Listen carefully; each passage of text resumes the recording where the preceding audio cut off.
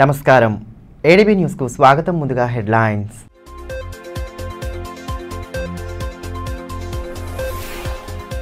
తుది అంకానికి చేరుకున్న లోక్సభ ఎన్నికల నామినేషన్ల పర్వం. 7వ రోజు దాఖలైన 12 నామినేషన్లు. గురువారం చివరి రోజు కావడంతో నామపత్రాలను దాఖలు చేసిన ప్రధాన పార్టీల అభ్యర్థులు.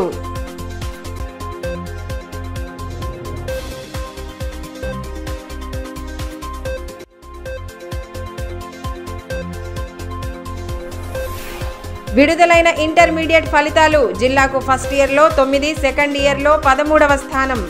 ఈ 7 బాలికలదే పైచేయి. మే 25 నుండి సప్లిమెంటరీ పరీక్షలు ప్రారంభం కానున్నట్లు డిఐఈఓ వెల్లడి.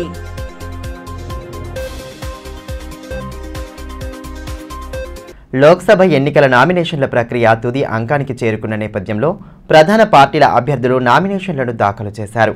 బీఆర్ఎస్ అభ్యర్థి ఆత్రం సక్కు తరపున 3, 4వ సెట్ల నామినేషన్లను ఆ పార్టీ నేతలు సమర్పించారు.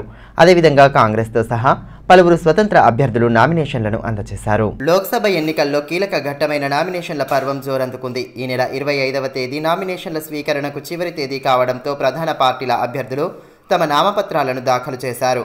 బీఆర్ఎస్ అభ్యర్థి ఆత్రం సక్కు తరపున 3, 4 సెట్ల నామినేషన్లను ఆ పార్టీ నేతలు సమర్పించారు. బుధవారం ఆర్ఓ కలెక్టర్ రాజర్షి షాకు నామపత్రాలను అందజేశారు. బీఆర్ఎస్ అభ్యర్థి తరపున 3వ సెట్ నామపత్రాలను జడ్పీ చైర్మన్ రాథోడ్ జనార్దన్, నాయకులు సాజిదోద్దీన్, డాక్టర్ కిరణ్ కుమార్, పురుషోత్తం యాదవ్, దుర్వ నగేష్లు దాఖలు చేశారు.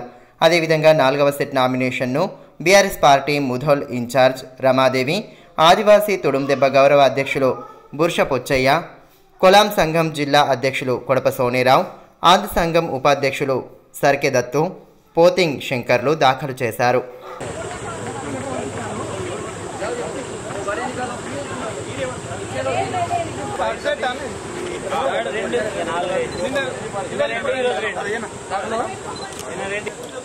రండి సార్ రండి.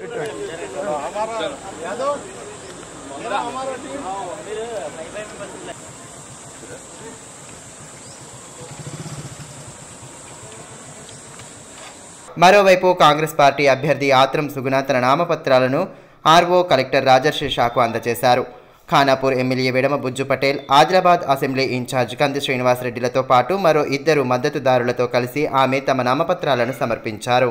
అదేవిధంగా స్వతంత్ర అభ్యర్థి రాథోడ్ సుభాష్ తరపున చాటె వినోద్ నామినేషన్ దాఖలు చేశారు. గోండ్వానా దండకారణ్య పార్టీ అభ్యర్థి కొడప వామనరావు, స్వతంత్ర అభ్యర్థి నేతారావు రామ్దాస్తో పాటు కొమరం ముత్తయ్య స్వతంత్ర అభ్యర్థిగా తమ నామపత్రాలను ఆర్ఓకు అందజేశారు.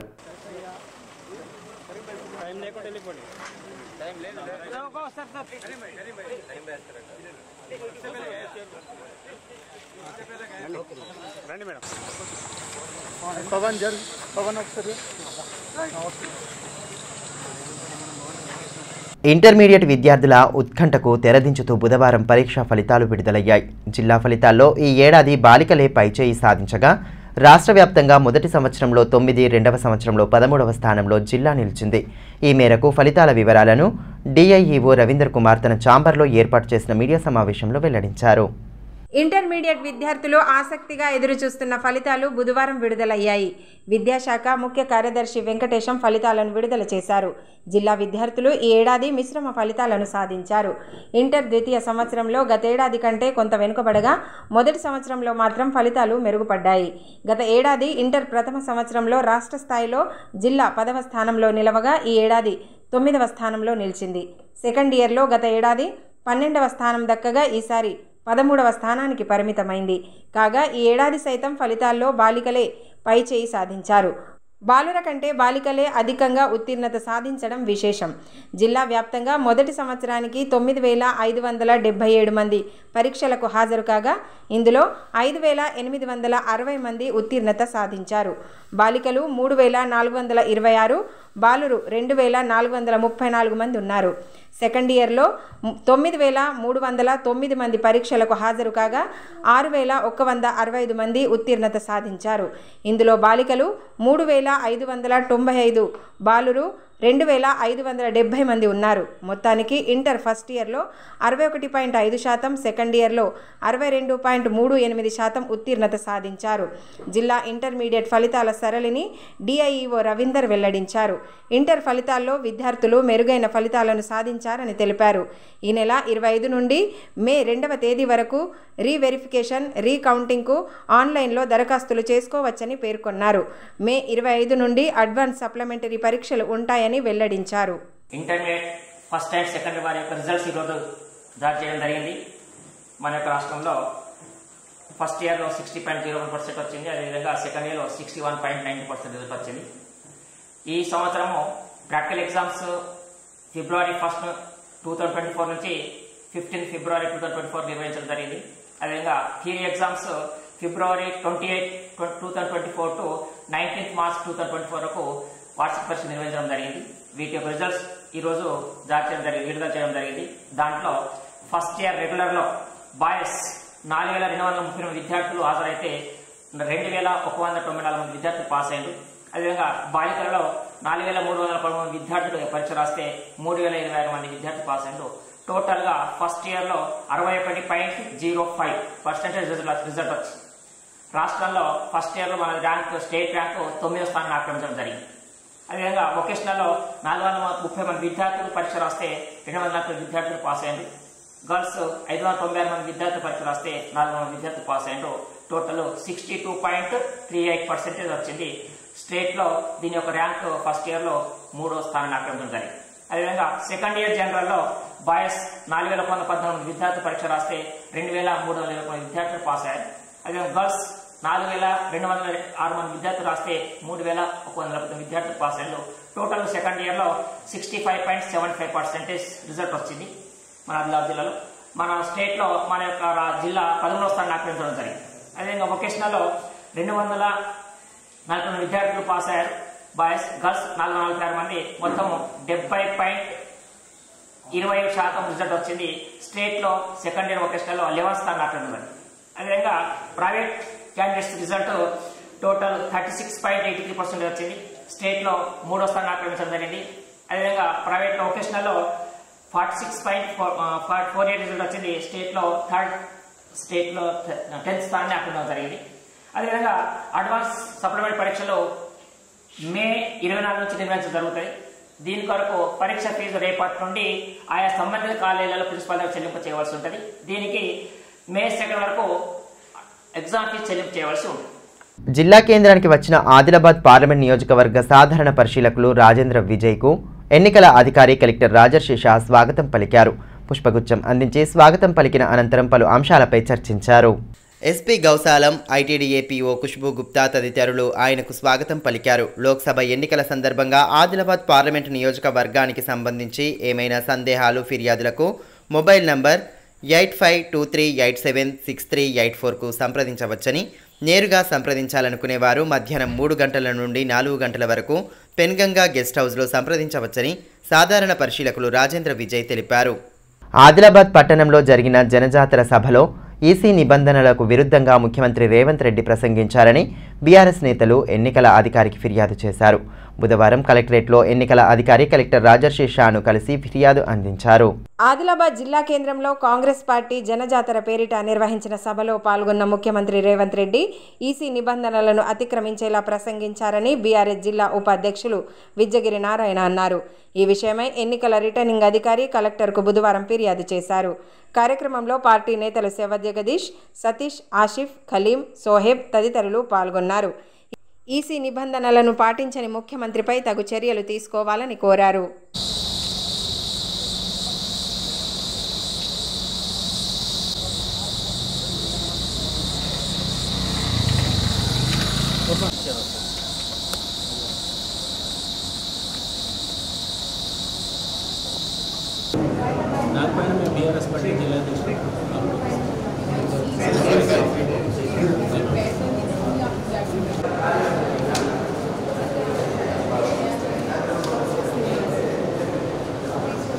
ఈ సందర్భంగా పార్టీ జిల్లా ఉపాధ్యక్షులు విజ్జగిరి నారాయణ మాట్లాడుతూ గత అసెంబ్లీ ఎన్నికల్లో కాంగ్రెస్ పార్టీ ఇచ్చిన హామీలను ప్రస్తుత పార్లమెంట్ ఎన్నికలకు అనుసంధానం చేసి ముఖ్యమంత్రి ప్రసంగించారని అన్నారు.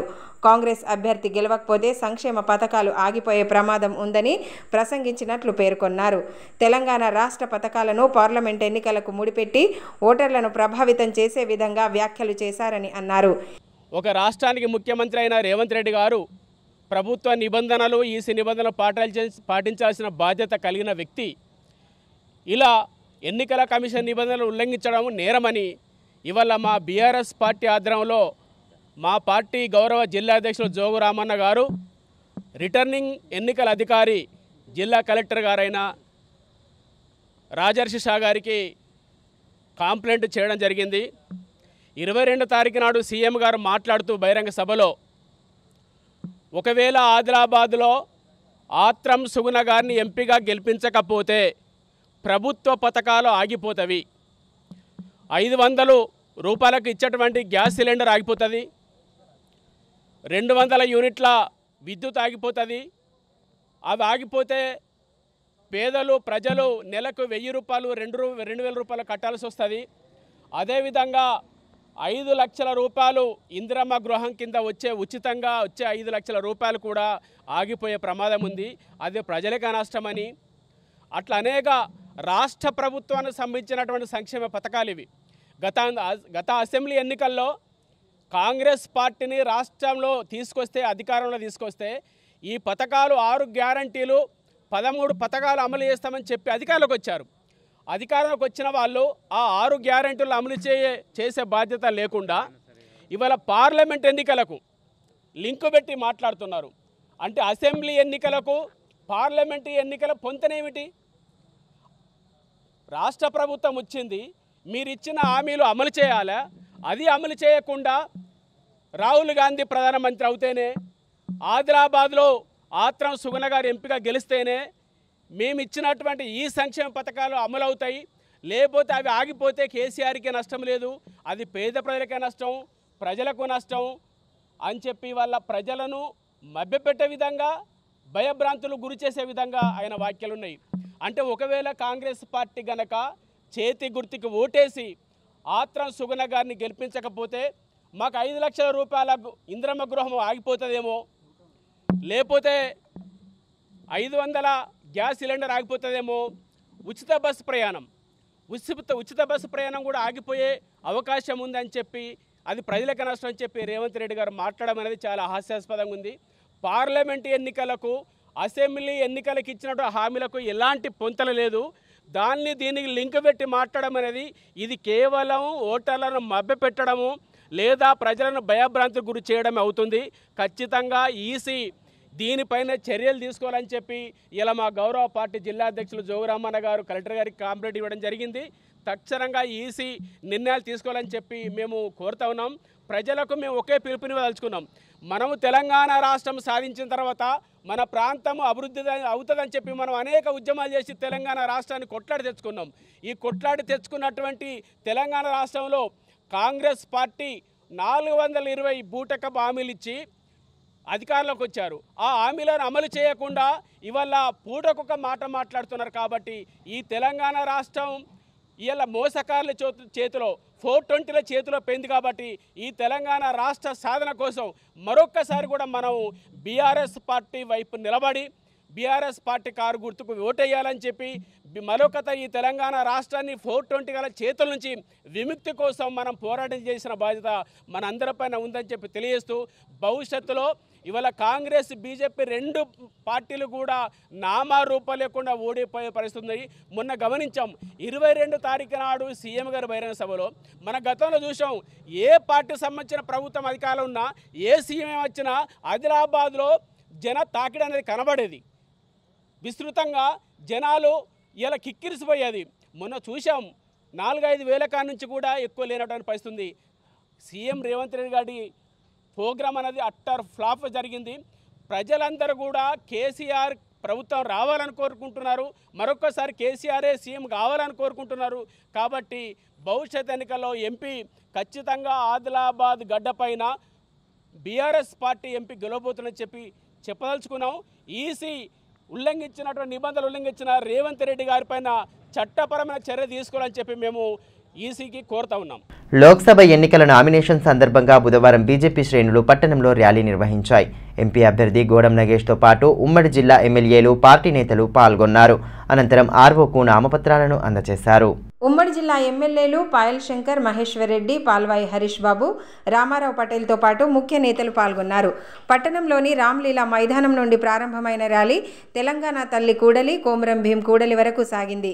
అనంతరం ఆర్ఓ, కలెక్టర్ రాజర్షి షాకు నేతలు నామపత్రాలను సమర్పించారు. నరేంద్ర మోదీ గారు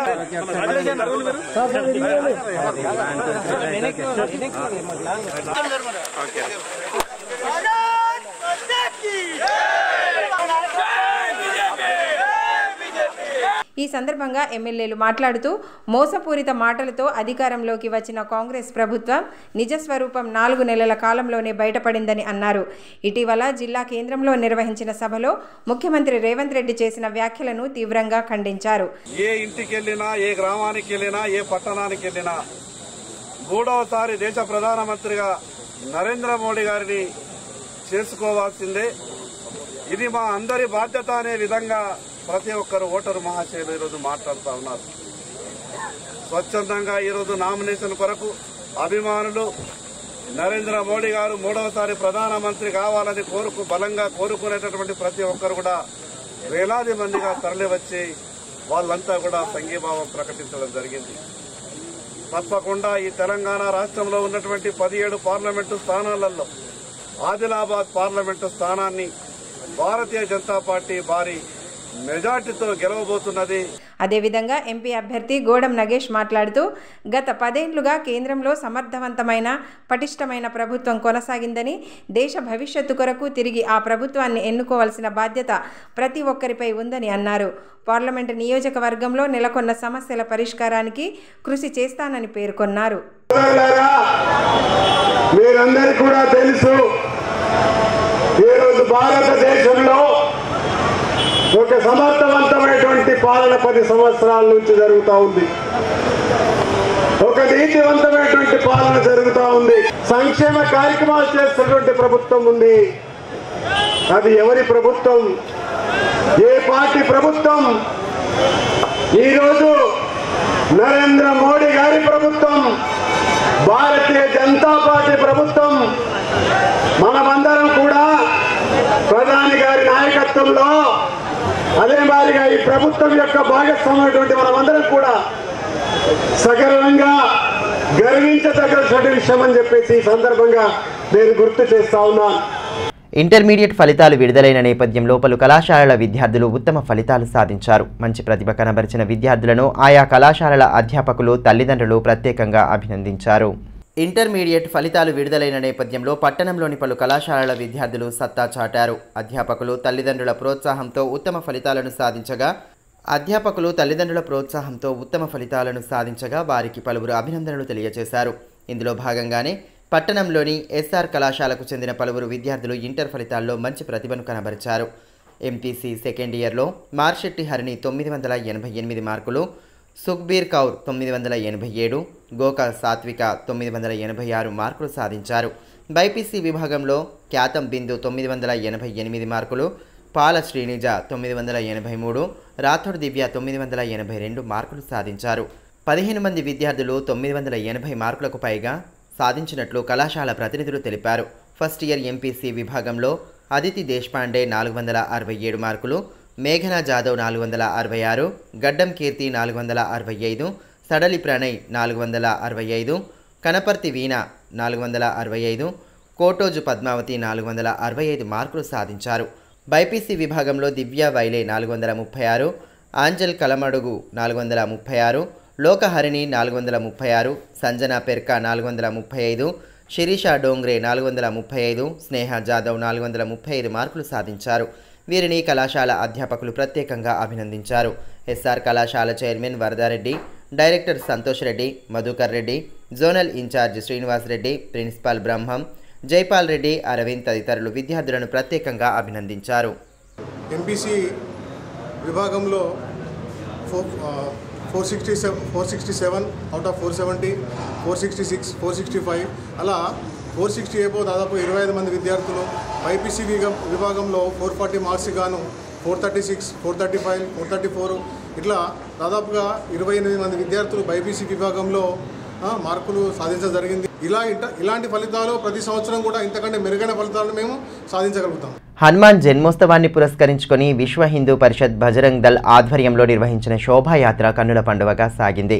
యువకులు డీజే గీతాలకు అనుగుణంగా నృత్యాలు చేస్తూ హోరెత్తించారు. శ్రీరాముని నామస్మరణతో పట్టణ ప్రధాన వీధులు మారుమోగాయి. శోభాయాత్ర నేపథ్యంలో పోలీసులు పటిష్ట బందోబస్తు చర్యలు చేపట్టారు.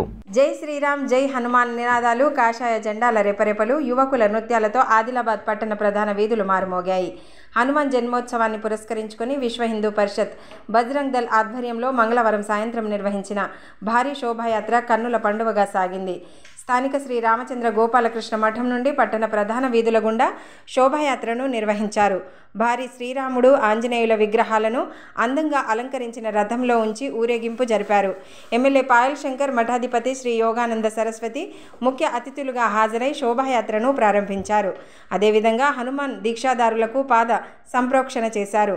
అంతకుముందు ఆలయంలో ప్రత్యేక పూజలు జరిపారు.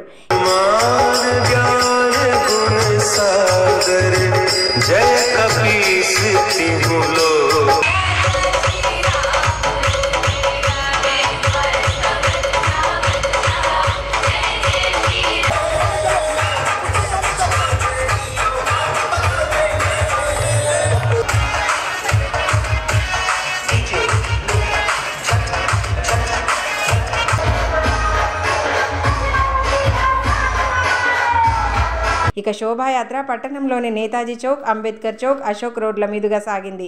డీజే గీతాలకు అనుగుణంగా యువత నృత్యాలు చేస్తూ హోరెత్తించగా శ్రీరామనామస్మరణతో హనుమాన్ దీక్షాదారులు యాత్రలో ముందుకు సాగారు.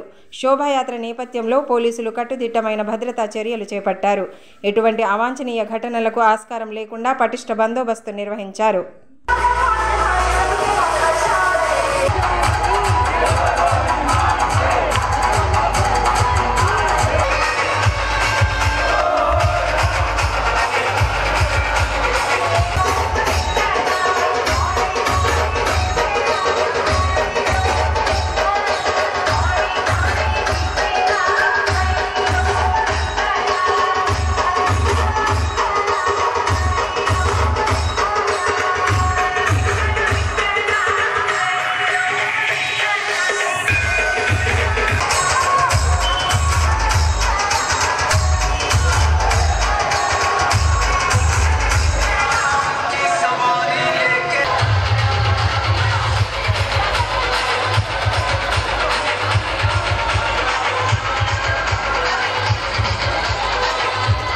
వార్తలు ముగించే ముందు హెడ్లైన్స్ మరోసారి.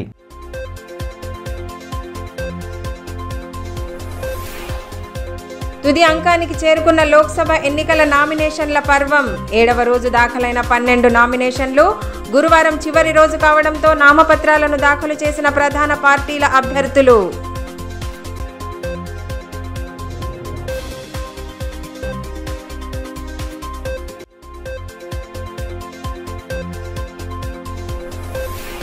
విడుదలైన ఇంటర్మీడియట్ ఫలితాలు. జిల్లాకు ఫస్ట్ ఇయర్లో 9, సెకండ్ ఇయర్లో 13వ స్థానం. ఈ ఏడు బాలికలదే పైచేయి. మే 25 నుండి సప్లిమెంటరీ పరీక్షలు ప్రారంభం కానున్నట్లు డిఐఈఓ వెల్లడి.